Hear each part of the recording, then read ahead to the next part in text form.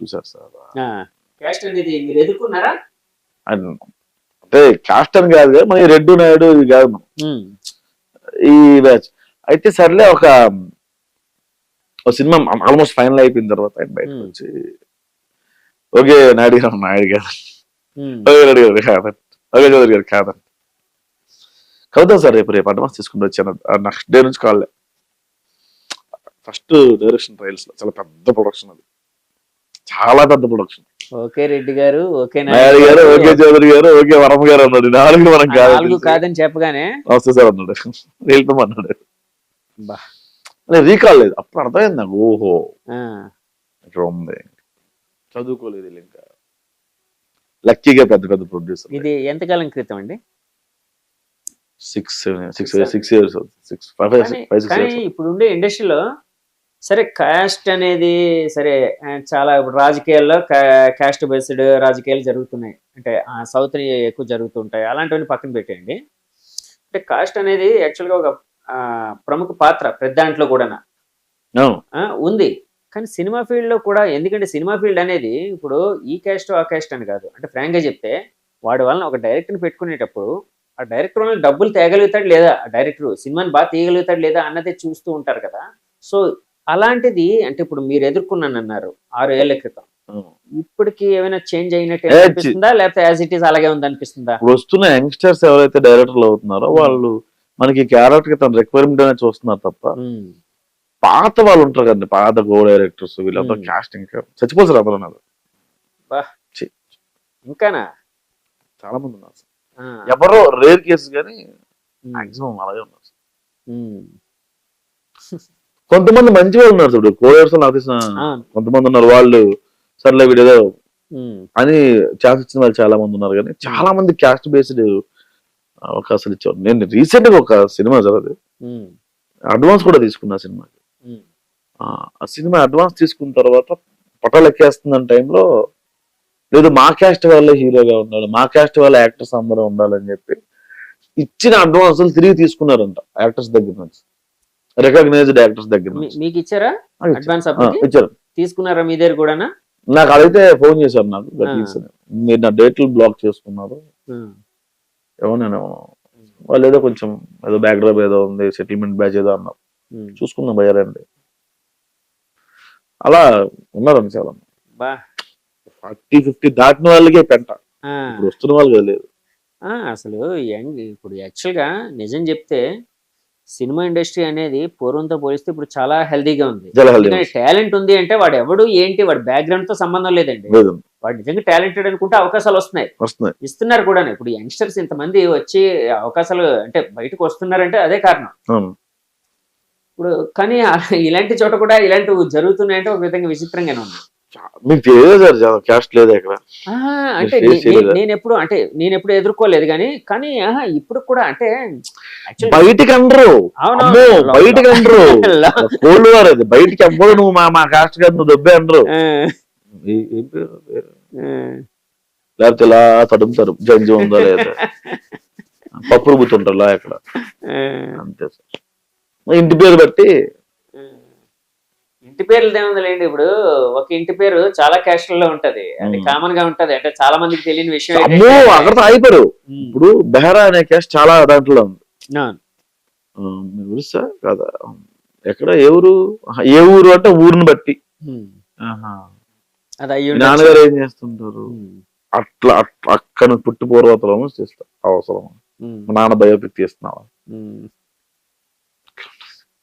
బయటికి చెప్పరు, లోపల అనుకుంటారు. నేను చాలా సినిమాలు చూసా ఈ క్యాస్ట్ వాళ్ళే ఎడిటర్ గా, లైన్ ప్రొడ్యూసర్ గా, ఆన్లైన్ ఎడిటర్ గా ఉండాలి, అసిస్టెంట్ డైరెక్టర్ గా ఉండాలి, అది చాలా సినిమాలు ఉన్నాయి సార్.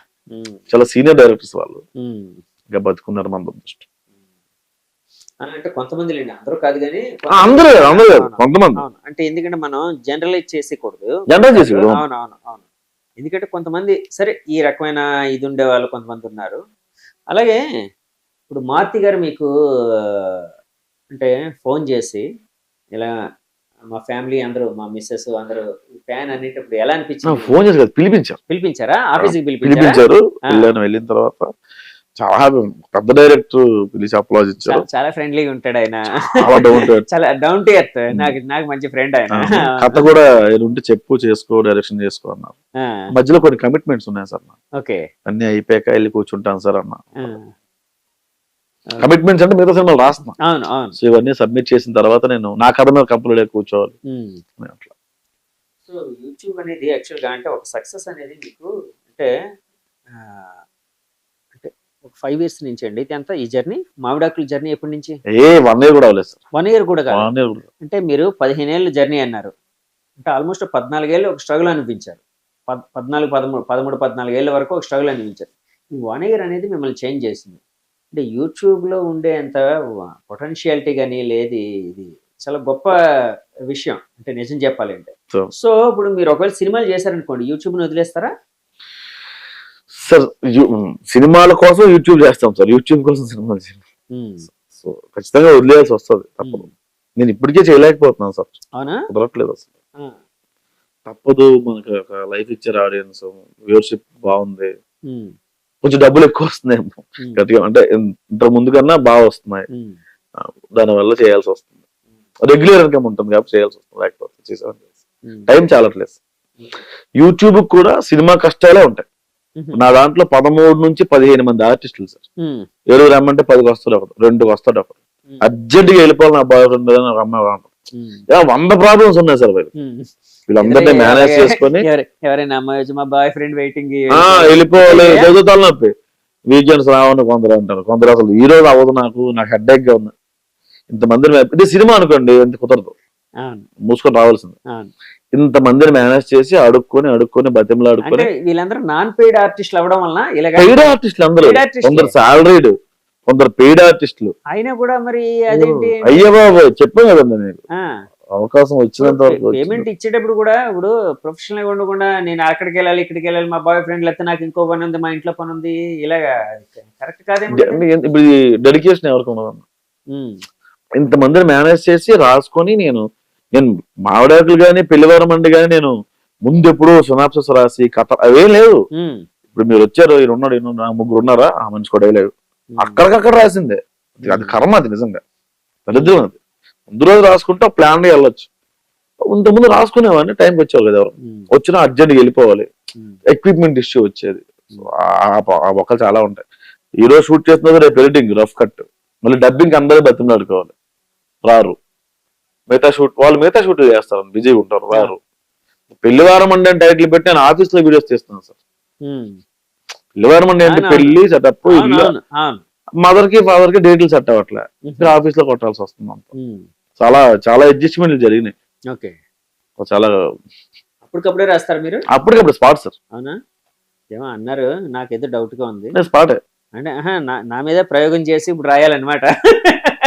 ఆయన్ని మా కెమెరామెన్ నన్ను పెట్టి ఒకటి తీయాలి మీరు, అప్పుడు మేము ఒప్పుకుంటాం. అలా అది వర్కౌట్ అయిపోయింది, కానీ అది ఒరిజినల్ ప్యాటర్న్ అది కాదు సార్. ఓకే, మీ దాంట్లో యాక్చువల్ గా మీ క్యారెక్టర్ ఎప్పుడు ఎలివేషన్ బాగుంటూ ఉంటుంది, అట్ ది సేమ్ టైం అన్ని క్యారెక్టర్స్ కూడా ఒక రకమైన ఇది ఉంటుంది. మీ దాంట్లో మీ క్యారెక్టర్ కాకుండా ఇంకా బాగా ఏ క్యారెక్టర్స్ అంటే ఫెయిల్ అయ్యి? రెడ్డి అనే ఒక క్యారెక్టర్ పెళ్లివారం అండి, రెడ్డి గారు అని, మామిడాకుల్లో రావు గారు అని, జైత్రిది రావు గారు, నెల్లూరు నీరజ రావు గారు. ఏంటండి శాలరీ సాలట్లేదండి. నెల్లూరు నీరజ గారు నాకు ఆవిడ జూలకటక, ఇప్పుడు జబర్దస్త్ సీరియల్స్ చేస్తున్నారు, మొన్న 4 సినిమా చేశారు ఆవిడ, భామా కలాపం. ఆవిడ చాలా సీరియస్ లో మీ మీద చాలా ఆశపడిందండి ఆవిడ. మిమ్మల్ని లవ్ చేసింది, మీరు ఏం బ్లంట్ గా రిజెక్ట్ చేశారు. ఆవిడ ప్లస్ అయింది సార్ కామెడీ, మంచి క్యాబులు ఉన్న ఆర్టిస్ట్ ఆవిడ, రికగ్నైజేషన్ రావట్లేదు. ఆమె మీద బాడీ షేమింగ్ కొన్ని డైలాగులు వేసినట్టున్నారు కదా. బేసిక్ గా భయపడేవాడిని, ఆవిడ ఏ తమ్ముడు నేను చూసుకుంటాను, నీకు ఎందుకు, నన్నే కదా అంటున్నా, ఏ పర్లేదు, ఆవిడ ఎంకరేజ్ చేసేది కూడా, మంచి ఆర్టిస్ట్. డైలాగ్ ఉంది కదా, ఏంటండి ఆవో ఎద్దో కాదు, డైరెక్ట్ గా గోప్రయాసకి వచ్చిన ఆవిడ ఆఫీస్ మొత్తం తిరిగేసిందండి. ఆవిడ యాక్సెప్ట్ చేసిందండి, ఏ పర్లేదు నేను తీసుకుంటాను. అదొకటి. తర్వాత మీ వైఫ్ క్యారెక్టర్ ని తిట్టడం కష్టమా ఏంటండి? అది కష్టంలో లేదు, కాష్టంలో ఉండాల్సిన కాష్టంలో కలవాల్సింది ఆ, అది కాష్టంలో కాటికాపరిగా చేయాల్సిందని కాలు కడిగి కన్యాదానం చేశాడు మీ నాన్న. ఆ బెండకాయ ఫ్రై చేసినప్పుడు కాదు. ఆహాహా, బెండకాయ ఫ్రై బాగా మాడిపోయింది. ఎవరు ఎస్తిక్లో అంటాడు. అవునవును, ఆ అమ్మాయి తీసుకుని వచ్చి తినమంటది. ఎవరు ఎస్తిక్లో ఫస్ట్ టైం చేశాను కదా ప్రసాద్, ఒకసారి తిను అంటది. అలా సో అలాగా మీ దాంట్లో వెబ్ సిరీస్ లో ఒక 4-5 క్యారెక్టర్లే కదండి ఉంటాయి. 10 నుంచి 13 క్యారెక్టర్లు ఉంటాయి. ఓకే. ఇప్పుడు మీలాగా బాగా ఎలివేషన్ వచ్చిన వాళ్ళు ఎవరున్నారండి మీ సిరీస్ లో చేసిన వాళ్ళు? సో ఇప్పుడు పెళ్లివారం మండిలో అయితే జేసీ, విరాజిత వీళ్ళందరికీ ఆల్రెడీ ముందు నుంచి రికగ్నైజేషన్ ఉంది. ఎందుకంటే వాళ్ళు సూర్య, లేకపోతే సాఫ్ట్వేర్ డెవలపర్ వెబ్ సిరీస్ చేశారు. రాజారాణి, రెడ్డి గారు అని జేడీవీకి వచ్చింది, కొంచెం మంచి పేరు వచ్చింది. ఇందులో అక్షయ్ వీళ్ళందరూ కొంచెం మంచి పేరు వచ్చింది. ఇందులో రావు గారిని మావడాకుల్లో ఆయనకు వచ్చింది. జైత్రికి మంచి పేరు వచ్చింది. అమ్మాయికి యూట్యూబ్, ఇన్స్టాగ్రామ్ ఫాలోయింగ్ పెరిగింది. అమ్మాయి డైలాగ్ భలే ఉంటదండి, నాకు బాగా అనిపించింది. ఇదే అమ్మాయి కాంబినేషన్ భలే పేలుతూ ఉంటది. స్వాతి భీమిరెడ్డి కూడా మంచి అవును ఫాలోయింగ్ అమ్మాయికి పెరిగింది. అందరికి బాగానే వచ్చింది. అవును, దీన్ని 10 నిమిషాలకి ఎందుకు కన్ఫైన్ చేశారు మీరు? అంటే యాక్చువల్ గా ఎపిసోడ్లు 15 నిమిషాలు ఉంటాయి కదండి, 15 నిమిషాలు లేకపోతే 12 నిమిషాలు అంతే కదండి, అంతకు మించదు కదా. ఒక హాఫ్ అన్ అవర్ అలా తీయచ్చు కదా, బాగుంటది కదా సార్. ఒక్క రోజులో షూట్ చేయాలంటే కష్టం సార్. 2 రోజులు షూట్ పెట్టుకోవచ్చు కదా, అంటే ప్రొడక్షన్ ఖర్చు, ఓకే, వచ్చే ఇన్కమ్ తక్కువ, చేసేది ఎక్కువ. ఇప్పుడు బ్రాండ్ ఇంటిగ్రేషన్ వచ్చింది అనుకోండి, వాళ్ళంతా కొంత డబ్బులు ఇస్తారు, సేవ్ అవుతాం. ఓకే, దానికి కూడా కింద కమెంట్లు ఏంటంటే మీరు ఎందుకు ఇలాంటి యాప్లను ప్రమోట్ చేస్తున్నారు అని కింద కమెంట్స్ లో పెడతారు. అవకాశం లేదు, తప్పదు. ఇంత క్వాలిటీగా చూపించాలి అంటే ఎందుకు సార్? నేను ఒక షర్ట్ 2 సార్లు వేస్తే అన్నా బట్టలు లేవా, బజాజ్ కార్డ్ ఇమ్మంటావా, ఆర్డర్ పెట్టుకుంటావా బట్టలకి అని నాకు మెసేజ్ చాలా మంది వచ్చాయి. అడగాల్సింది కదా సార్, పోయింది. అంటే కామెంట్ పెట్టడం ఈజీ సార్, ఇక్కడ వేసిన బట్టలు వేయకూడదు, లొకేషన్ అంటే ఒకే దగ్గర ఉండకూడదు, యూట్యూబ్ లో కూడా వాళ్ళకి బాహుబలే కావాలి. అంటే యాక్చువల్ గా ఈ మధ్య సోషల్ నెట్వర్క్ అంతా ఎలా నడుస్తుందంటే, అంటే నా అవగాహన ప్రకారం కామెంట్ పెట్టడం ఈజీ, ఎవడైనా పెట్టేయచ్చు. అంటే పాజిటివ్ ఉంటుంది, నెగిటివ్ ఉంటుంది. అట్ ద సేమ్ టైం మనం ఇప్పుడు అందులో పాత్రధారులు లేకపోతే ఒక ఇంటర్వ్యూరో ఇంకోటో అయినప్పుడు కామెంట్ ని యాక్సెప్ట్ చేయాల్సిందే, యాక్సెప్ట్ చేయాల్సిందే. కామెంట్ పెట్టడం ఏముంది, ఇప్పుడు వాళ్ళని సహాయం చేయమన్నారు అనుకోండి, లేకపోతే ప్రొడక్షన్ డబ్బులు పెట్టమని అడగండి, ముందుకు వస్తారు. అంటే అలా ఉంటది సార్. వీళ్ళకి ఇవన్నీ తెలియదు కదా. రెండోది ఏంటంటే నెగిటివ్ గా కామెంట్ పెట్టిన వాడికి, తిట్టిన వాడికి కూడా మనల్ని అంతే రెస్పెక్ట్ చేయాలి సార్. ఎందుకంటే వాడు ఎపిసోడ్ చూసి టైం తీసుకొని కమెంట్ పెడుతున్నాడు, అది గొప్ప విషయం. ఇప్పుడు మన మీద టైం ఒక 5 మినిట్స్ స్పెండ్ చేసి పెడుతున్నాడంటే మనం గుర్తించడనే కదా. ఫస్ట్ ఆఫ్ ఆల్ ఏమనుకోవాలి, మనం గుర్తించాడు, అందుకే మనల్ని పెడుతున్నాడు, అంతే కదా. ఎందుకంటే నేను ఇంటర్వ్యూలో మొదలు పెట్టినప్పుడు బాడీ షేమింగ్ నాకు కూడా చేశారు. ఎవడో అన్నాడు, ఆవేశం స్టార్ అన్నీలా ఉన్నాడు ఈడ అన్నాడు. నాకు బాగా అనిపించింది, భలే అరే పవన్ లేరా బాబు గుర్తుపెట్టారు, కనీసం రికగ్నైజ్ చేశారు. నన్ను ఇంకోళ్ళు ఎవరో పెట్టారు, ఈడు సునిషిత్ తమ్ముడో అన్నోలా ఉన్నాడు. నాకు భలే అనిపించింది, ఇదేదో బాగుందిరా బాబు, కనీసం అంటే ఇప్పుడు చూసి వెళ్ళిపోకుండా నన్ను గుర్తుపడుతున్నారు, నన్ను కామెంట్ చేస్తున్నారంటే ఇదేదో బాగుంది, కొంచెం రికగ్నైజ్ అవుతున్నాను. అట్లా మీకు వచ్చిన ఫస్ట్ కామెంట్ ఏంటంటే, నెగిటివ్ గా వచ్చిన కామెంట్ ఏంటంటే, మీకు బాగా గుర్తుండిపోయిన కామెంట్ ఏదైనా? ఈ హీరో ఏంట్రా బాబు, నేను హీరో కాదురా బాబు, నేను యూట్యూబ్ లో చిన్న కంటెంట్ చేసుకుంటా, ఈ హీరో ఏంటి అలా చూసుకోరా నిన్ను. యాక్చువల్గా చాలా మంది అంటే ఏజ్ తో సంబంధం లేకుండా, యంగ్ ఏజ్ కావచ్చు, మిడిల్ ఏజ్, ఇప్పుడు అందరూ ఆర్టిస్టులు అందరూ ఆల్మోస్ట్ కొంచెం మిడిల్ ఏజ్ వాళ్ళే వస్తున్నారు, మరీ యంగ్స్టర్స్ ఏం వచ్చేయట్లేదు. అంటే యంగ్స్టర్స్ ఎంతవరకు అంటే వచ్చినప్పుడు లవ్ స్టోరీస్ ఇలాంటివి చేయడానికి వస్తున్నారు, కానీ ఆల్మోస్ట్ మీ ఏజ్ వాళ్ళే ఎక్కువ వస్తున్నారు. మీ ఏజ్ కి అటు ఇటుగా ఉండేవాళ్ళు మన హీరోలు అవుతున్నారు చాలా మంది. అట్లాగే హీరో అయ్యే అవకాశం నేను వచ్చిందే ఈ మధ్య మీకు? నేను హీరో నేను సార్, కానీ ఒక మంచి చేస్తున్నారా? One of the main lead, కొంచెం పెద్ద ప్రొడక్షన్. దీనికి అనౌన్స్మెంట్ మేము చేయలేదు, రివీల్ చేయకూడదు. లేదు, ఒక 1 వీక్ 10 days లో రివీల్ చేస్తాం. అంటే పెద్ద ప్రొడక్షన్ అంటే ఎవరు ఉండొచ్చు? బ్యానర్ పరంగా పెద్దదనా, లేకపోతే ఆర్టిస్టుల పరంగా? బ్యానర్ పరంగా పెద్ద సార్. ఆర్టిస్టులు మ్యాక్సిమం కొత్తలే, ప్యాడింగ్ ఉంది సార్, ఫుల్ ప్యాడింగ్. హీరోయిన్ ఉన్నారా మీకు? డ్యూయెట్లు అలాంటివి ఏమైనా ఉన్నాయా? లేవు సార్, ఆ బ్యాచ్ లోనే కొంచెం ఏజ్డ్ క్యారెక్టర్ ఉన్నది, ఆ బ్యాచ్ లో ఏజ్డ్ క్యారెక్టర్ రివీల్ చేస్తాం. కథ మీరే రాసుకున్నారా? లేదు, డైరెక్టర్ కథ. సరే, కాదు, మీ క్యారెక్టర్ వరకు మీరేం రాసుకున్నారు? ఆయన మొత్తం అంతా ఆయనే రాసుకున్నారు. అందులో రైటింగ్ పరంగా ఏమి లేదు సార్. ఒక చేతి టీం సహాయం ఉంది ఏం లేదు. లేదు సార్ అసలు లేదు. ఆ, అంటే ఇలాంటి కథ కాదు కొంచెం అది ఆ, కొంచెం విలేజ్ దగ్గరే ఉండే ఆమ్, అదే మందే కదా అన్నట్టుగా ఉండే కదా అంటే డ్రమటైజ్డ్ గా ఉండదు కొంచెం. అంటే చెయ్యలేదు కానీ కాల్ వేశారు, క్యారెక్టర్ మీద కాల్ వేశారు అంటే క్యారెక్టర్ మీద. డైరెక్టర్ గారే పిలిచి ఓకే. ఆ సో డైరెక్టర్ యాక్చువల్గా సరే ఇప్పుడు మనం చాలా విషయాలు మాట్లాడుకుంటున్నాం. యంగ్స్టర్స్ ఎవరైనా ఇప్పుడు యూట్యూబ్ కానీ లేకపోతే సినిమాలకు వచ్చే వాళ్ళకి అంటే మీ ఎక్స్పీరియన్స్ లో మీరు ఇచ్చే సలహా ఏంటండి? సినిమాల్లోకి ఎవరిని రావద్దు అనలేం కానీ యాక్చువల్ గా రావద్దు అంటాం సార్. ఉమ్, అంటే ఇక్కడికి వస్తే అన్ని వదులుకోవాలి సార్. ఫ్యామిలీ ఉండదు, డబ్బులు ఉండవు, ఉమ్, వెనక్కి వెళ్ళలేవు. వెనక్కి వెళ్ళామంటే ఓడిపోయి వెనక్కి వెళ్ళిన తిడతారు. ఉమ్, సక్సెస్ చాలా రేట్ చాలా తక్కువ ఇక్కడ. ఉమ్, 100లో ఒక్కడు సక్సెస్ అవ్వడం కష్టం. ఉమ్. మీరు చెప్పండి సార్, మీరు ఎంత ఎక్స్పీరియన్స్ క్యాండిడేట్ కదా, మీకు తెలుసు కదా సార్. అవునవును. సినిమా కంటే రా చేశాను నేను. ఎవరికి చాలా మంది కింద నాకు మెసేజ్లు పెడతారు సార్, అన్న ఒక ఛాన్స్ ఏమన్నా ప్రూవ్ చేసుకుంటారు, ఒక ఛాన్స్ ఏమన్నా నువ్వు ప్రూవ్ చేసుకోవాలంటే ప్రొడక్షన్ 1,00,000-1,50,000 ఖర్చు పెట్టాలి. పట్టుకుంటా 1,00,000 వీడియో తీసుకో, వైరల్ చేసుకో. నీకోసం ఎందుకు ప్రొడక్షన్ డబ్బులు ఖర్చు పెట్టాలి? నాకు చాలా మంది కింద కమెంట్ పెడతారు, మాకు ఛాన్స్ ఎందుకు ఇవ్వాలి?